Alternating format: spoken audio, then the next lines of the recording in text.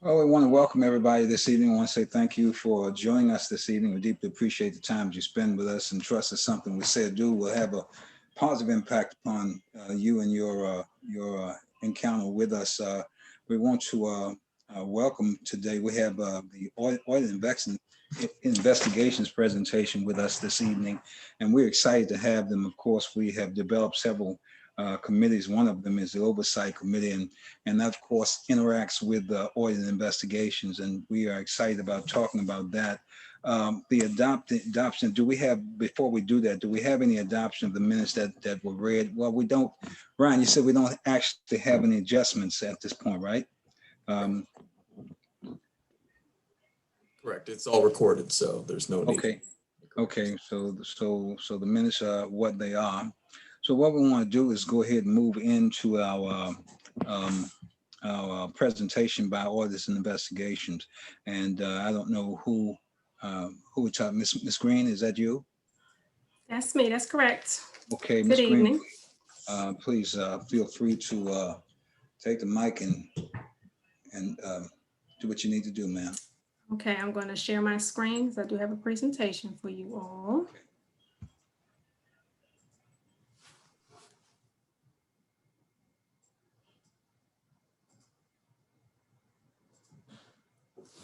Okay. Good evening, everyone. I'm Terkesa Green. I'm the Deputy County Auditor with the Prince George's County Office of Audits and Investigations.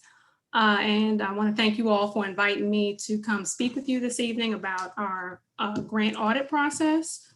We're always delighted to share what we do, and we welcome you sending any referrals to us. And if you have any questions, we can talk about that after the presentation. So just a quick agenda. I'll go through kind of what our authority is as an office, the objectives of the audit, the overall audit process, and our process specifically as it relates to the grant audits that we do, and then our reporting process. So our authority comes from Council Resolution 51/1991, which requires the Office of Audits and Investigations to perform random financial audits of grants appropriated in the non-departmental section of the county's approved budget. We also do, of course, audits of the county government agencies as well. This is just one aspect of our function. And as Mr. Patterson knows, we also do the budget review for the county council. We assist them in gathering information for the budget. So there's a lot of different things that our office does, and grant audits is just a portion of that. So the objectives of a grant audit specifically are first and foremost to protect the interests of the Prince George's County government, ensure effective and efficient use of county resources, confirm that controls and procedures are satisfactory, identify any deviations from policies and procedures or standards and expectations, verify that the grants that were awarded are used in accordance with their mission and purpose of the organization as was stated in the grant application that was submitted to either you, the local development council, the county council, or the county executive, whomever they're getting the grant from. And the scope includes all grant awards that are awarded by the county. So while we may select or make our selection based off of something you may have sent to us, if they're receiving any other funds from the county, that'll all be included in our scope. As well as any other funds that may be distributed to that nonprofit through the county. Some of our county agencies may sub-grant to organizations. All of those could be included in the scope of any audits that we perform. So just a basic overview of the audit process. We typically start the process off by doing survey and research, just trying to understand the organization, try to understand what the purpose of the grant is for, try to understand if there's any policies or procedures that organization has, what type of controls they have in place. And then we do what we call field work, which is actually testing, and then the reporting phase. The fieldwork phase is where the majority of the work is done. We review the grant application and any supporting documents that come with the application. We'll review any audit reports that may have been prepared by an independent auditors, such as financial statement audits or single audits. We will talk to key personnel at the organization. We'll perform independent verification. We may conduct site visits or directly observe kind of what's going on. It just depends on what the nature of the organization is and what the grant was awarded for. Inspect documents and supporting grant expenditures, test controls, and then we try as much as possible to utilize various computer-assisted audit techniques. The standards that we're using, internal control standards, there's an organization called the Committee of Sponsoring Organizations of the Treadway Commission, or COSO for short, and they have an integrated internal control framework. So that's kind of the basis of controls. The United States General Accountability Office has standards for internal control directly related to government organizations, primarily federal government, but as a local government, we also follow those standards as well. And specifically for the grants, there's the Maryland Nonprofit Standard for Excellence, an ethics and accountability code for the nonprofit sector. We try to use that as the prime criteria when we're doing our grant audits. Once we've done the audit, we've come up with our findings, we will discuss any draft report with the organization, give them an opportunity to explain what may have caused some of the issues that we have found. We will hold what we call an exit conference, which is where we have that discussion with them, and then we'll issue the formal report. If we need to change the report based on the discussion, we'll take what they have to offer into consideration, and then we'll finalize our final report, and our reports are all addressed to the county executive and the county council, but we'll provide copies to either you as the local development council or the organization as well. And just what's included in the report, what we found, which is what we call the condition. We try to determine what may have caused the problem, which is why we have that discussion. That helps to facilitate what our recommendation would be. If we don't know what caused the problem, we won't be able to assist in how to fix the problem. The criteria is what is required. So that would either be the internal control standards or what's in the grant application, or just good business practice. Sometimes we use that as criteria as well. The effect, what would be the impact of not fixing the problem, and then we'll make recommendations, suggestions for improvement. Just to give you a sense of some of the things that we generally find in our grant audits, and all of our audits are public. So if you go to our website, you can take a look at any of our audit reports for the grant organizations or any of the audits that we've done.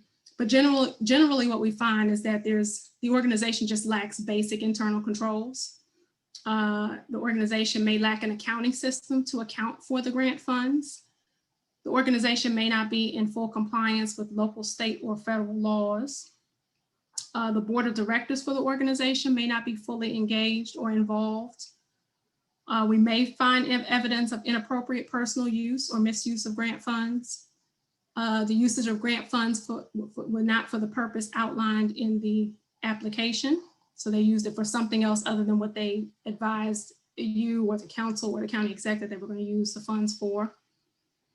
The organization failed to provide adequate documentation or had no documentation to support the use of grant funds. And sometimes we find that the organization did not provide services within the boundaries of the county or that directly benefit the Prince George's County residents. And that's primarily what those grant funds are supposed to be used for.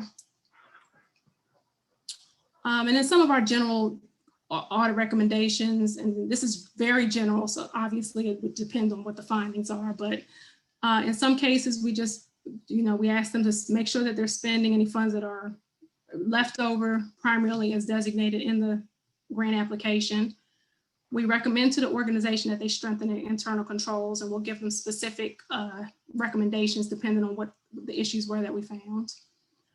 We would recommend that they have a sound accounting system to account for grant funds in place.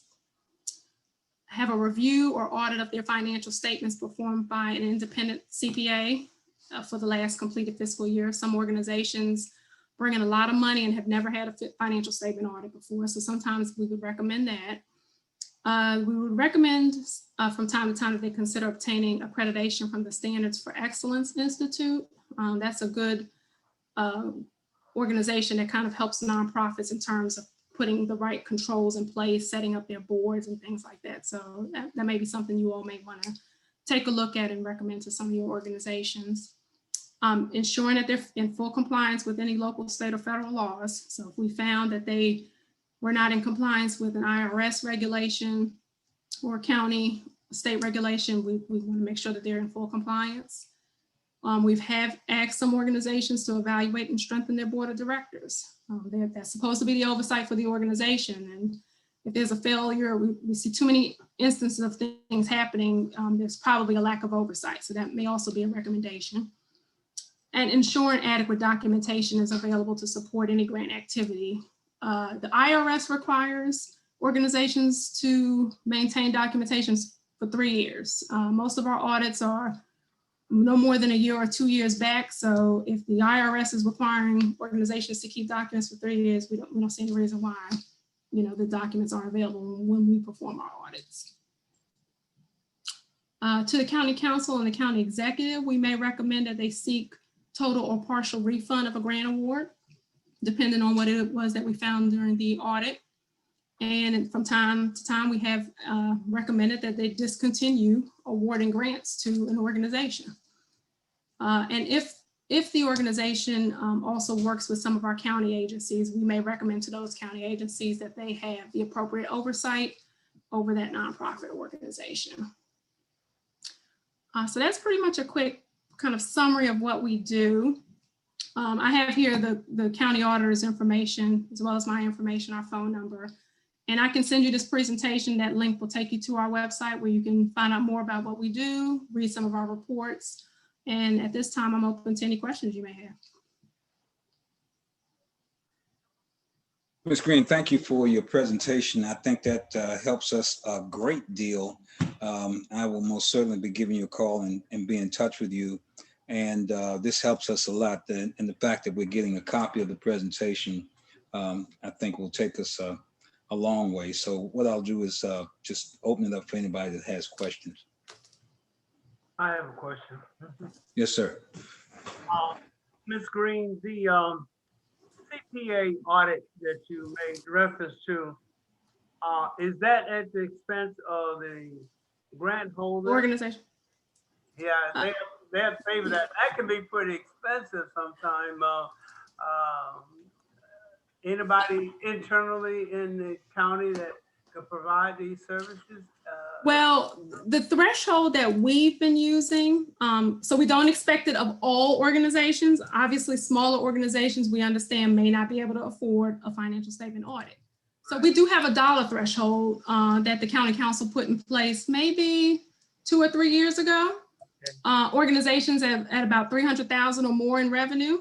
We think at about 300,000 or more revenue, you can probably afford. They can be expensive, but not usually for nonprofits. It's certainly not what we pay for the county government audit. It's much more complex.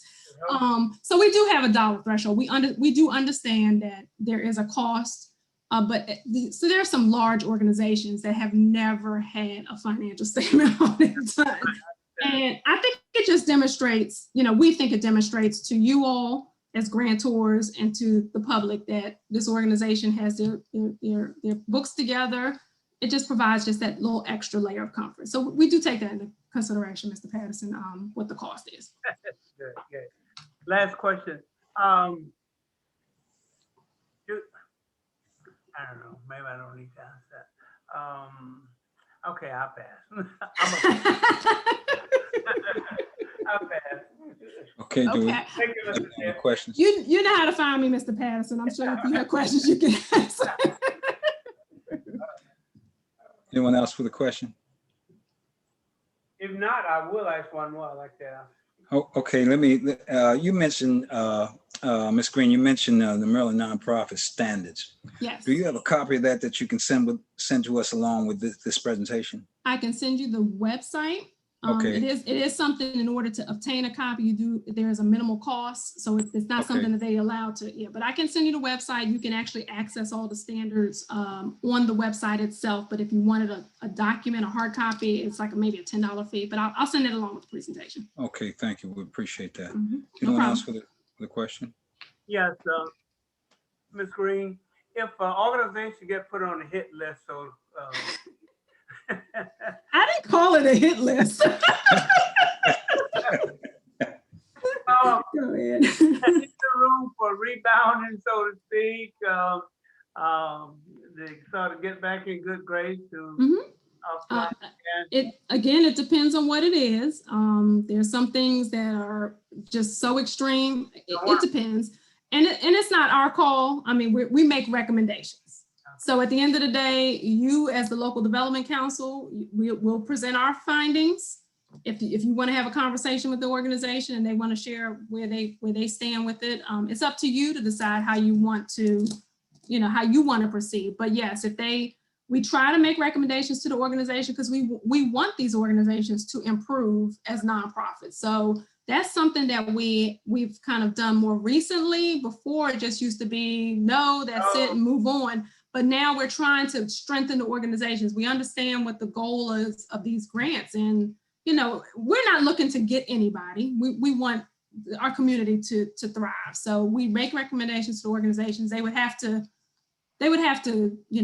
implement those recommendations. Yeah. And we would probably have to go back in and take a look once some things have been in place for a while to see if it's now functional, are the appropriate controls in place. We want you all to feel comfortable that when you're giving this money to the organizations, it's going where we want it to go.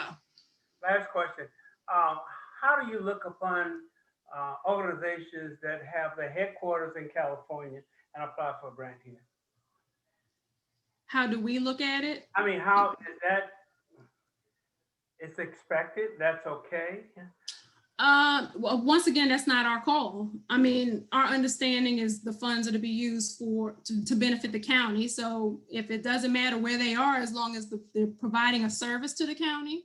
And again, the grantor, we're not the grantor. So remember that it's the county council, the county executive, and the local development. All right. So we're not awarding the money. That would be the call of whoever is awarding the money. The state is saying you have to be in the county. But generally it should be benefiting county residents. It is taxpayer money at the end of the day. It should be benefiting county residents. Benefiting the county and where the organization headquarters. And you're correct. That's correct. That's why I said are they benefiting the county residents? Is that what the purpose of the grant was for, to provide this service or that service to Prince George's County residents? And that's what we go off of. So we aren't going to necessarily have an issue with that. But if it's what you all expect, then that would become our standard or our criteria. Okay. Thank you very much. You're welcome. Good to see you again. It's good seeing you too. Congratulations, you got moved up since I was there. They're putting me to work. All right. You've done a good job. Thank you. Thank you. Ms. Green, as you indicated, we're not looking to get anybody, Right. This is not a hit list. But at the same time, I mean, we have, of course, recommended to you a couple of nonprofits that we think have misused the funds. Okay. The process, how long does that process take? It depends on the resources we have available. I can tell you that the first two that you sent our way, we just reached out to them and told them we're getting ready to start an audit. I think at the time when it came in, we were in the middle of the budget, and everybody knows when we get to budget, our focus is on helping the council adopt the budget. So we don't do any audits between March 15th and the end of May when they adopt the budget. So we're just starting to pick things back up. I will also say we're kind of in the middle of relocating. So it's a lot going on with the legislative branch right now, but we are trying to do the best we can to kind of keep things moving. So, and it depends on the organization. When we reach out to them, some of them tell us, you know what, I'm not gonna be able to get this to you for another month. And at that point, there's not a whole lot we can do. So if they've got it together and they can get the documents to us, we'll get through it. But a lot of times we get delays because they can't find this, or they don't have that, or they're going on vacation for a couple of weeks, or, so we work through it. But we did reach out to two. I think a third one just came down maybe last week, I want to say. Yes. So once it depends on staffing, we got too many things going on, so I'm not sure when we're going to get that one started, but as soon as we got somebody free, we'll send out the notice and let them know, and we'll go from there. Okay, we think that Dr. Lattimore and Takesha Walker are doing a great job. I don't know if Dr. Lattimore is on this evening. Dr. Lattimore, do you have any questions or concerns?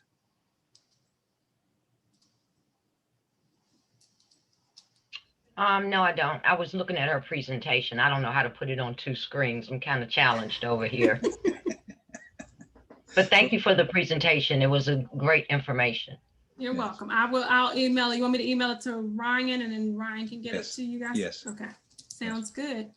Okay. Okay. Do we have any other questions? Okay.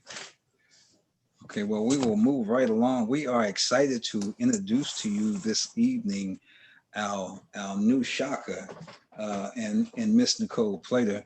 We're excited to have her. This, of course, gives us the ability to put all four of our subcommittees in, or five, I should say, into place and active.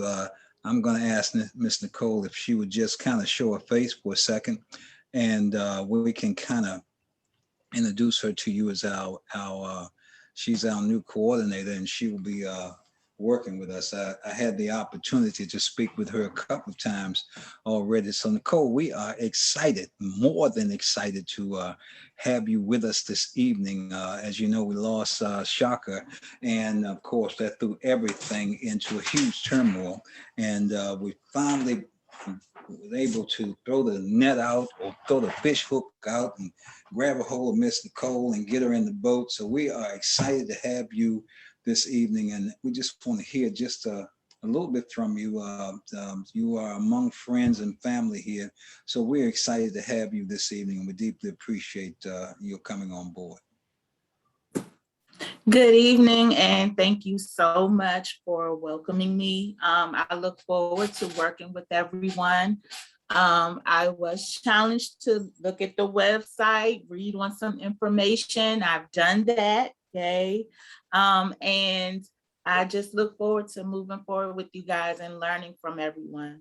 So thank you so much. We are more than excited to have you with us. You are very, very welcome to be with us, and we are just looking forward to working with you. And we'll talk some more this week. I didn't want to say too much more to you, but we'll talk some more this week and get things started. We've got some work to do on the webpage and a number of other things that I asked you to take a look at. So we're excited to have you aboard. We deeply appreciate it, and love that smile there, sister. Thank you. Good. So now we're up Mr. to Mr. Robinson, what you said Yes. the name is? I just see some NR. Miss Nicole Plater. Plater. Yes. That's what that is. Plater. Yes, ma'am. Yes. Okay, all right. And I'm Delegate Veronica Turner. So in case I'm a little late, and I apologize. Okay, Pastor Robinson, I'm sorry Yeah, for being late. I Miss- couldn't find my code. Nicole, you'll find that she normally sets on about 7 phone books in order to get up to where she is right now. So we're excited to have this is Delegate Veronica Turner. She's very active in the community, and we're excited about her involvement in what we do. Ms. Hopkins, do you have anything that you want to say to Ms. Blazer? No, I was just writing her a welcome note as you called my name. Let me put my camera on so she'll know who I am. Nicole, welcome aboard, and we look forward to working with you. Thank you so much. Okay. Anyone else want to make Nicole feel good? Welcome, Nicole. Welcome. It's good. Good for you to be here. We're happy to have you. Thank you. Good. Okay. Well, we will move on. Nicole Patterson. Thank you so much. Nicole, don't take him for granted. That is Senator Patterson. He's a real heavy hitter, ma'am. So please don't take him for granted. He's working undercover tonight. And then you have Delegate Valderrama. Of course, she has her whole name up there, so you know who she is. But she's also a pretty heavy hitter, also. I sent you a welcome chat, Nicole. Okay. All right. Thank you. Anyone else? Do we have anything else before we move on to new business?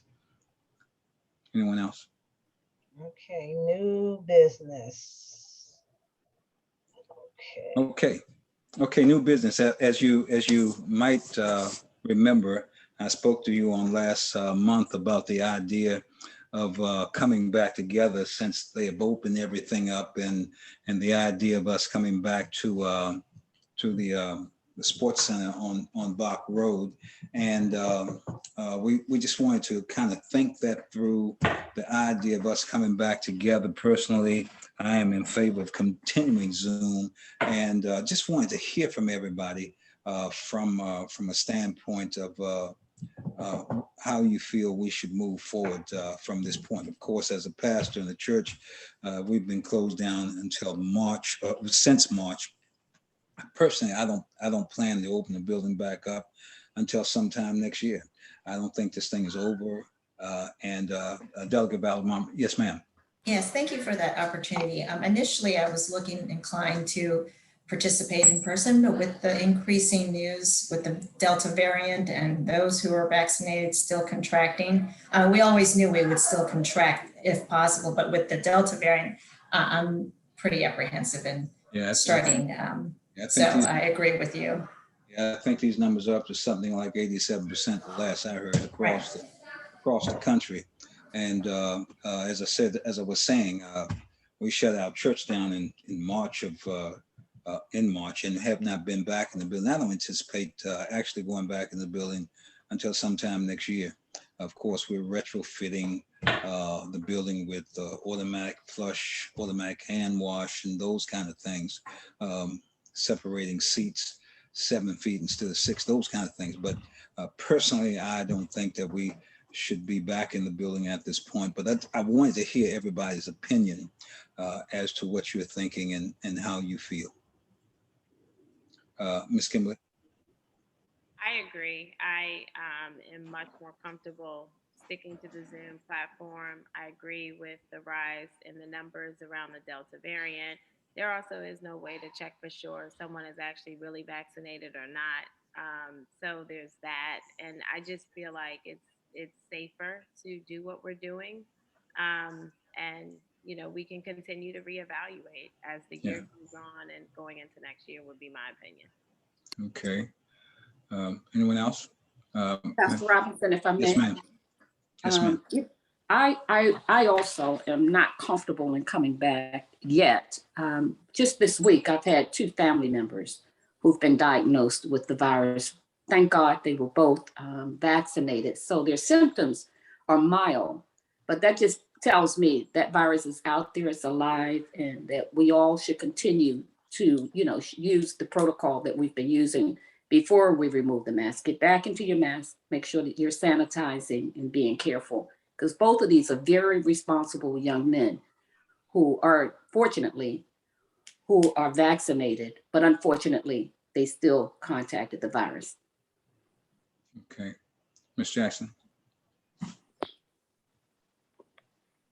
I agree with everyone. My recommendation would be that we continue with the Zoom meetings. Okay. Mr. Harris? Yeah, so I think everything has already been said. I think the logical and wise thing to do is to maintain a Zoom concept. I mean, that concept is not broke. It works, and it keeps everyone safe, and it keeps people a tad bit more engaged, I believe, so you got to worry about sitting in traffic. So I think it works. Okay. Ms. Mack? Yes, I am also in agreement with what has already been stated about continuing Zoom meetings for the foreseeable future. Okay. Dr. Lattimore? In my Simon Cowell voice, it's a no for me. Did we hear from you, Kimberly? Yes, I think we heard from you. Yeah. I know we heard from Delegate Valderrama. Delegate Turner on last week. So, but we'll let her voice it. Same thing. Yes, ma'am. No. Yes, ma'am. Senator Patterson. I'm in favor of continuing with the Zoom approach, but yes, we need to monitor it and probably not set some long extended period when we might reconvene. But for now, I think we should go to status quo. Okay. Ryan, I know you don't have a choice. I mean, I mean, whatever we decide to do, you have to go with, but I would really like to hear your opinion, sir. Oh, well, as I said, you and I talked about this maybe a week or two ago. Yes. As of now, boards and commissions are not permitted to meet in person just yet. So until that policy changes, then it's going to be Zoom for the foreseeable future. Okay. And as I text you, Zoom. Right. It's my opinion. Yes, sir. Okay. Do we have anyone else before we move into public comments? Miss Brown? Hi, good evening. No, I concur everything that Ryan just said. Once, the county has changed its policy, we will definitely follow suit. But I think the meetings have been very productive and handled very well and responsibly on Zoom. So I am very comfortable with it moving forward. Okay. Thank you very much. With that in mind, do we have any other comments before we, Nicole, I know you're just getting here, but your opinion is important. It's a Zoom for me. She said, it's a Zoom for me. Thank you very much. Okay, so do we have any other comments before we get into before we get to public comments? Real quick, Pastor. So Ryan brings up a good point. So being that the policy is in place right now for us to maintain a Zoom and not meet in person, even when that policy even changes, and I don't know if Ryan can help us out here, do we even have a choice or even an option when that policy changes back? Is there even an option to even maintain a Zoom, or we have to meet in person? Like, is there even an option to do either or when that policy changes? I don't have an answer for that just yet. It depends on what the county decides to do with all these Zoom licenses that they've given to me and like other county employees and agencies. So it really all depends on they decide to do wholesale with all the Zoom licenses. So I don't have an answer for that yet. I don't think our higher ups even have an answer for that just yet. Got it. Okay. Well, Zoom certainly makes it a lot easier. That's for sure. So with that in mind, I'm glad to hear from everybody. And I think that was important for us to do. And we will move to public comments. Do we have anyone, Brian, that has anything in the chat box reference to public comments? I don't see any. However, I do want to note that earlier today I received the transmission from the county council for our FY22 multi-year spending plan. So I'm going to be transmitting that to the LDC immediately after this meeting, which will start our 45-day review period. Okay. So the LDC can approve the multi-year spending plan. We'll make its comments and then approve the multi-year spending plan before sending that off to back to the county executive for review and then ultimately adoption. So then the county council can work its process and we can have a little bit more of a head start on the grant process than we had this past year. Okay, that's always been kind of a tight time frame, but I don't think we need 45 days to do this. If we could give everybody just a week to take a look at this, and we can all make our comments, and of course at that point we can send a letter to the county exec with our opinions and how we feel about those things, and go from there. So I mean, if everybody's comfortable with it, taking a week to take a look at it and getting back to us in the general email with any comments that you may have. Anybody, do we think we need any longer than that, please? Anybody? Well, we would, Pastor Robinson, we would still require, it would still require us to meet okay. and have a meeting. Now, usually we don't, the LDC doesn't usually meet in August. But given the fact that everything's over Zoom this time, if the LDC is open to it, we can schedule a quick meeting in August for the regularly scheduled time on the third Wednesday.